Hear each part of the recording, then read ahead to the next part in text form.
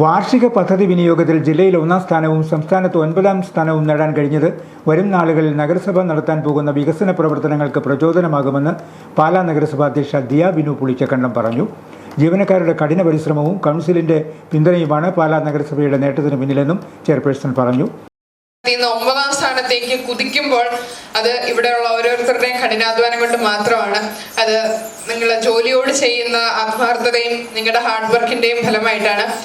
നിങ്ങൾ ഓരോരുത്തർക്കും പല മുനിസിപ്പാലിറ്റിയുടെ പേരിൽ നിന്നും ഒരു ചെയർപേഴ്സൺ എന്ന നിലയിലും എൻ്റെ വ്യക്തിപരമായ പേരിലും വളരെ വളരെ നന്ദി ഞാൻ ഈ ഒരു അവസരത്തിൽ രേഖപ്പെടുത്തുകയാണ്.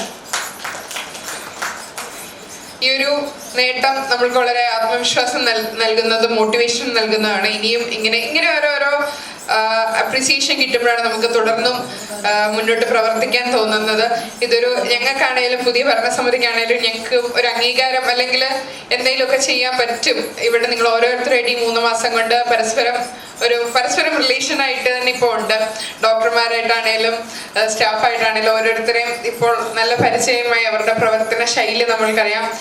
നിങ്ങൾ ഓരോ കാര്യങ്ങളും ചെയ്യുന്നത് നമ്മൾ പല കോർഡിനേഷനോടെയാണ്. ഞങ്ങൾക്കാണേലും നിങ്ങൾക്കാണേലും പരസ്പര ബഹുമാനത്തോടെയും ഓരോ കാര്യങ്ങൾ പഠിക്കുന്നതും ചെയ്യുന്നതുമല്ല. തുടർന്നും നിങ്ങളുടെ ഈ സപ്പോർട്ട് വേണമെന്ന് ഇവിടെ അഭ്യർത്ഥിക്കുന്നു.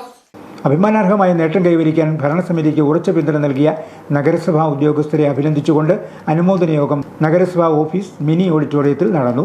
നഗരസഭയ്ക്ക് ഈ സ്വപ്ന നേട്ടം കൈവരിക്കാനായതിൽ നഗരസഭാ ഉദ്യോഗസ്ഥരുടെ പരിശ്രമത്തെ നഗരസഭാ കൗൺസിലിന് വേണ്ടി ചെയർപേഴ്സൺ ദിയ ബിനു അനുമോദിച്ചു. ഈ നേട്ടം പാലായുടെ വികസന കുതിപ്പിന് കരുത്തേകുമെന്നും യോഗം ഉദ്ഘാടനം ചെയ്ത ചെയർപേഴ്സൺ പറഞ്ഞു. Standing committee chairperson Princy Sunny അധ്യക്ഷയായിരുന്നു.